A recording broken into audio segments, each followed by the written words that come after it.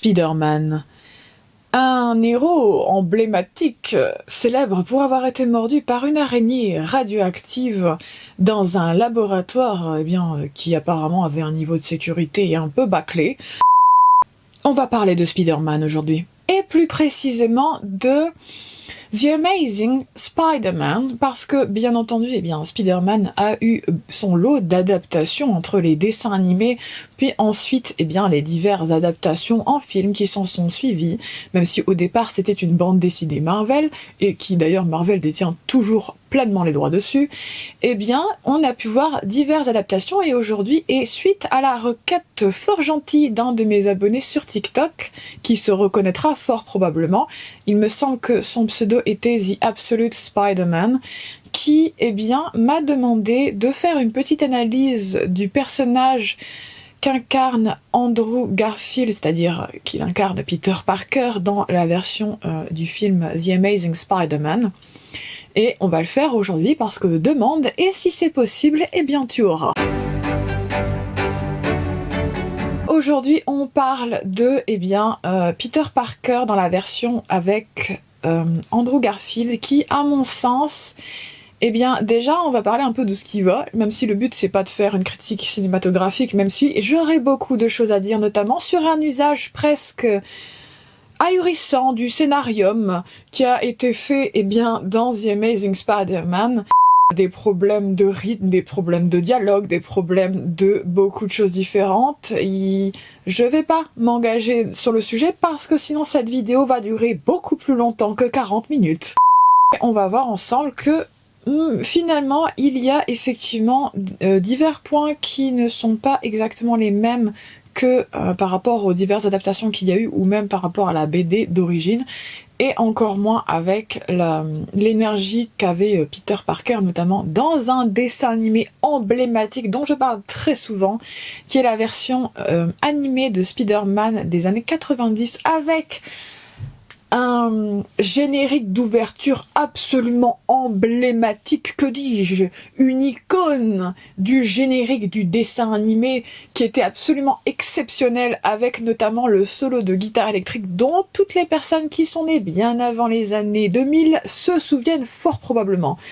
Et ici, on va parler du personnage de Peter Parker qui, à mon sens, est un peu un Peter Parker de téléfilm, parce qu'il y a beaucoup de choses qui ne vont pas dans son caractère et qui ne collent pas exactement avec un peu l'esprit et la vibe du Peter Parker qu'on a pu voir dans divers films et qui se rapproche énormément. Parce que notamment, le problème avec Andrew Garfield dans The Amazing Spider-Man, c'est que, il y a un peu ce que j'appelle désormais l'effet The Witcher. C'est-à-dire qu'il y a un problème de casting. Il y a divers rôles qu'on peut voir, avec notamment des rôles très secondaires, tierces, ou même un peu des personnes de passage très rapidement dans le film qui, correspondent extrêmement bien aux personnages qui sont censés jouer. Il y a même un caméo avec Stanley à un moment dans la bibliothèque, quand il se bat avec le lézard. Et effectivement, on peut saluer le fait qu'il y a de très bons effets spéciaux, mais le problème, c'est une question de rythme. Il y a un problème de rythme, il y a un problème de dialogue par moment, il y a un problème même d'énergie de Peter Parker, parce que les autres rôles, ça va, mais en soi, Andrew Garfield dans le rôle de Peter Parker ou Spider-Man, il y a un petit problème, parce que, Andrew Garfield joue bien, mais on dirait qu'il essaye de prouver qu'il est Spider-Man. Ce qui fait que dans ce film-là, on a l'impression qu'il passe tout le film à vouloir prouver qu'il est vraiment Spider-Man, à la limite fanfaronner. Enfin, il y a un truc assez étrange que j'arrive pas à accrocher, et c'est d'ailleurs pourquoi ça a été les 2 heures et 3 minutes les plus longues de ma vie. D'ailleurs, j'ai même posté un petit peu des questions étranges que je me posais pendant le film, tellement je me suis fait chier. Mais à mon sens, il y a un petit problème de casting, parce que Andrew Garfield a beau jouer bien, il y a quand même un problème de vibration. C'est-à-dire qu'on a l'impression qu'à travers tout le film, il essaye de prouver qu'il est Spider-Man. vraiment à travers tout le film, c'est la sensation que j'ai eue, qu'il avait envie de prouver qu'il était Spider-Man, mais enfin je sais pas, il y a un truc assez étrange et qui au final m'a beaucoup dérangée parce que sincèrement, je pense qu'il aurait été mieux pour un personnage dans Teen Wolf que dans un film de Marvel pour jouer Spider-Man. Parce que il n'a pas cette vibration Peter Parker. Il ne l'a pas. Parce que, notamment, Tobey Maguire et Tom Holland ont une vibration qui résonne extrêmement bien et excessivement proche de celle du Peter Parker qu'on peut voir dans différentes adaptations. Là, on a l'impression qu'il essaye de prouver qu'il est vraiment Spider-Man et qu'il est fait pour être Spider-Man. Et il y a un peu... En fait, c'est très subtil, mais c'est la sensation que j'ai eue à travers tout le film. Et c'est là, on est une semaine à peu près après que j'ai regardé ce film, et la sensation, je l'ai toujours, qu'en fait, il essaye de prouver qu'il est Spider-Man. C'est pas qu'il joue mal, c'est qu'il n'a pas la bonne vibration. De la même manière que Liam Hemsworth n'a pas la bonne vibration pour jouer un Geralt. Il n'a pas cette vibration. C'est pas qu'il joue mal, c'est qu'il n'a pas la bonne énergie qui se dégage de lui. Et dans The Amazing Spider-Man, on est avec à peu près la même chose avec Andrew Garfield, c'est-à-dire qu'il joue bien, mais il essaye tellement de prendre des codes différents et de prouver qu'il est vraiment Spider-Man qu'il y a un peu une sensation de décalage. C'est très subtil. Après, c'est un avis personnel et à aucun moment je vais dire que mon avis est absolu et absolue vérité, etc. Ça ne me viendrait pas à l'esprit, mais c'est la sensation que j'ai eue. C'est qu'on a affaire davantage à un gamin adolescent en crise qui, au final, certes est aux prises avec différents problèmes qu'on voit très souvent dans les films de jeunes adultes ou même d'adolescents qui sont à mal avec des personnes qui leur posent des problèmes à l'école, etc. ou des problèmes avec leur famille. Et là, j'avais davantage l'impression de regarder un film pour adolescents plutôt que un film Marvel qui parlait de Spider-Man. Andrew Garfield aurait été meilleur pour jouer dans Teen Wolf et pas vraiment dans Spider-Man parce que il a pas cette vibration Spider-Man. Tu vois qu'il peut jouer beaucoup de rôles différents mais pas Spider-Man parce qu'en fait il a pas cette vibe. Et d'ailleurs, au fur et à mesure que le film se déroule, on découvre que, au départ, il se fait un petit peu martyriser sur les bords. Hein. Il essaye de protéger l'un de ses amis, je crois. Et effectivement, il se fait un peu bully, il se fait bully même clairement à chaque fois. Et au final, il se fait mordre par une araignée dans une partie privée du laboratoire où il s'est glissé, etc. Et il va beaucoup changer. Encore, si ça s'était tenu à un peu une petite partie de crise existentielle, ça aurait pu aller. Il y a beaucoup de choses où t'as un peu le besoin scénaristique oblige, alors on va donner des informations alors que normalement personne ne les donnerait, et c'est pas juste une fois dans le film que ça arrive, c'est beaucoup de fois. Suffisamment pour que j'en vienne à dire que l'usage du scénarium a été presque indécent à ce niveau-là. Parce que c'est pas non plus sur chaque minute, mais quand même, il y a eu quand même beaucoup de fois où on a eu du c'est magique. Donc bon.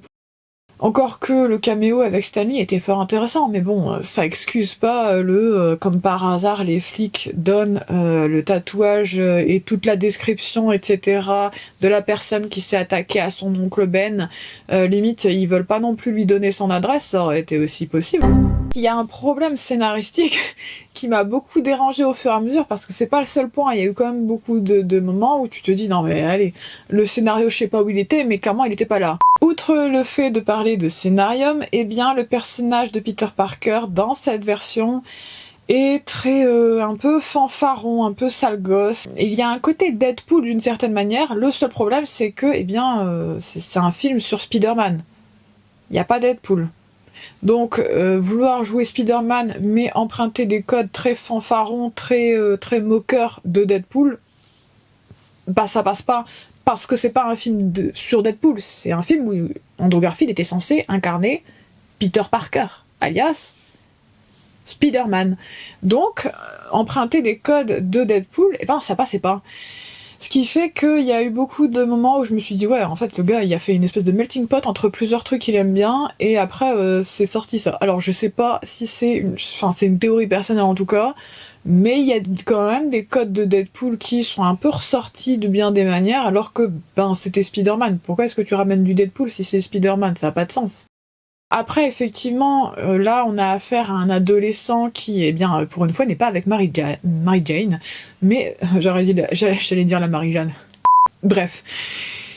Là, il est avec Gwen, qui est également la fille du capitaine, qui, eh bien, court après Spider-Man, et qui, comme par hasard, oui, un peu ça, et un peu le comme par hasard, qui revient très souvent, qui notamment, eh bien, c'était elle qui était stagiaire, comme par hasard, dans le laboratoire où il s'est fait mordre, etc. Il y a une romance entre eux. À un moment, elle va faire une promesse et finalement, il aura un petit peu de mal à la tenir. Ça se voit en fait qu'il aura du mal. Le truc, c'est que on a affaire davantage à un adolescent en détresse que vraiment Spider-Man. Alors oui, il a des pouvoirs. Il y a un côté Deadpool qui ressort, ce qui fait que en fait, c'est comme s'il avait essayé de piocher dans plusieurs rôles différents, ou je sais pas si c'est lui ou si c'est les scénaristes qui ont un peu essayé de piocher dans différents éléments, de différents aspects, de différents super-héros, etc. Ils ont essayé de faire un melting pot ou quoi, mais je n'en sais rien. Mais en tout cas, il y a un côté Deadpool, on dirait qu'il est emprunté à Deadpool, il est emprunté à Batman, il est emprunté à ceci, il est emprunté à cela, et pour faire au final un Spider-Man au lieu de juste être Spider-Man. Ce qui fait que t'as l'impression qu'il est déguisé en Spider-Man, mais c'est pas vraiment Spider-Man que tu vois. On dirait limite que c'est Deadpool qui s'est déguisé en Spider-Man. Ce qui fait qu'effectivement, il y a un côté un peu étrange qu'on se dit, est-ce qu'on regarde Spider-Man ou est-ce qu'on regarde au final Deadpool? C'est compliqué à un moment. Et du coup, il y a un peu ça. Après, effectivement, on ne peut pas lui retirer le fait que c'est pas un player et il est effectivement très même totalement red dingue de Gwen, mais en même temps il va essayer de la protéger, etc. On voit quand même beaucoup d'éléments qui reviennent, qui sont très proches, notamment du Spider-Man qu'on a pu voir à travers différents films. Spider-Man dans The Amazing Spider-Man, on a l'impression que c'est un adolescent en détresse avant d'être Spider-Man. Ce qui fait que il y a un côté un peu irresponsable une bonne partie du film, même s'il devient responsable un peu plus mature au fur et à mesure. Mais effectivement, on va voir quand même beaucoup de moments qui auraient très bien pu ne pas du tout être inclus dans le film. Il y a un problème de rythme. Entre le scénario, entre les dialogues qui laissent un peu à désirer, parfois des scènes qui sont trop longues, là où il y en a d'autres qui sont un peu trop courtes. En fait, il y a vraiment un problème de rythme tout du long, donc je vais pas m'avancer davantage parce que j'aurai trop de choses à dire et que ça fait déjà plus de 30 minutes que je tourne. Il y a un problème de rythme, il y a un problème de rythme, il y a un problème de vibe parce qu'Andrew Garfield concrètement, il a beau bien jouer, il n'arrive pas à vraiment vibrer de la même manière que Spider-Man ou Peter Parker vibre vraiment. C'est-à-dire qu'on a l'impression qu'il essaye de prouver qu'il est Spider-Man. Et en même temps, il y a des moments où il a beaucoup de traits et de caractères très proches de Deadpool. Le problème, c'est que c'est pas Deadpool, c'est Spider-Man. Et on a l'impression qu'ils ont vraiment fait une erreur de casting, même s'ils jouent bien. Et c'est pour ça que je parlais du fait que ça rappelle beaucoup l'effet The Witcher, parce qu'avec Liam Hemsworth, ça a été la même chose. Vu qu'il joue bien, mais il n'a pas la même vibration que Geralt a et que Henry Cavill pouvait avoir. Ce qui fait qu'on a un peu un espèce de décalage entre ils jouent aussi bien qu'ils peuvent et ils jouent bien en soi. Mais c'est pas un rôle qui leur convient. Ce qui fait que on a l'impression que ils essayent de prouver que ce sont les vrais personnages alors que on sent que c'est... Vous savez, c'est comme quand vous êtes en train de cuisiner, il manque un élément, vous savez pas c'est lequel.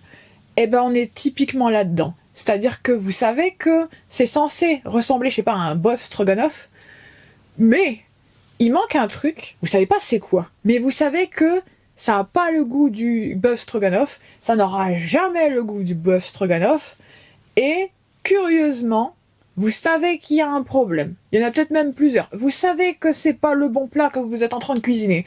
Et c'est un peu cette sensation qui revient, c'est-à-dire que ça a la tête du plat, mais ça n'est pas du tout ça. Il y a une vibration qui manque parce que Spider-Man à la base, et comme j'en ai déjà parlé, c'est quelqu'un qui est un peu maladroit, c'est quelqu'un aussi qui est très gentil, mais qui va protéger vraiment beaucoup les autres, parce qu'on le voit dans différentes versions. Il n'est pas focus sur la vengeance autant que Andrew Garfield l'est dans la version avec The Amazing Spider-Man. On n'est pas là-dedans, parce qu'on dirait vraiment qu'il est focus sur la vengeance, sur la vendetta à fond, alors que dans les autres versions, il voulait protéger Tante May, il voulait certes livrer à la police la personne qui avait bien fait trépasser son oncle Ben, mais il n'était pas autant là-dedans, et là on dirait un Dark Spider-Man. Le pire c'est que c'est même pas Venom, donc il a même pas cette excuse.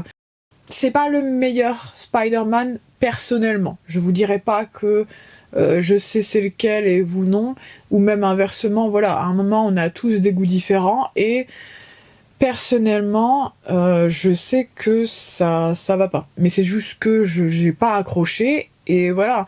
Après on a tous notre avis, vous savez, vous avez votre avis, j'ai le mien, on peut le partager par moment, mais on n'est pas obligé de le partager, et c'est pas grave. Et dans le cas là de Spider-Man dans The Amazing Spider-Man, c'est une version dans un monde alternatif, je dirais. Parce que, je sais pas, j'accroche pas en fait, j'ai pas du tout accroché là-dessus.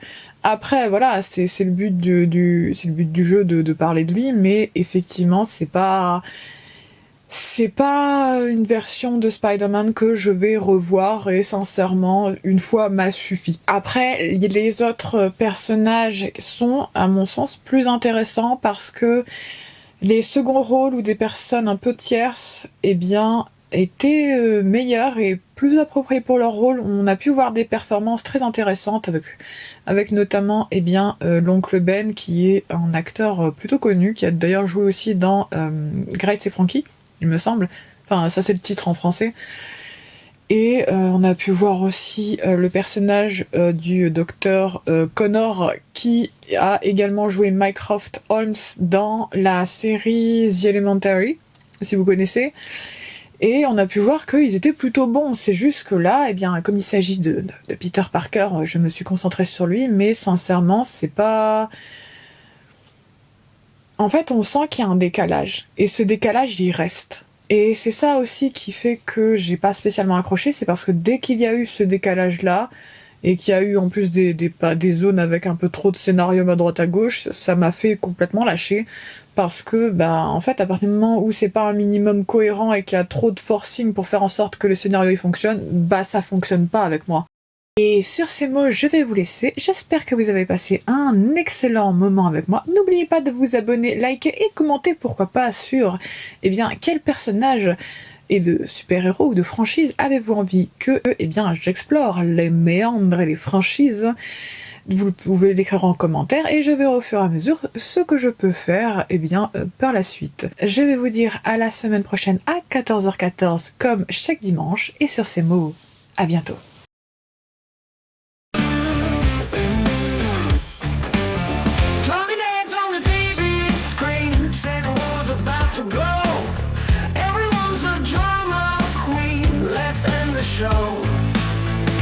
Press the button, stop the chatter.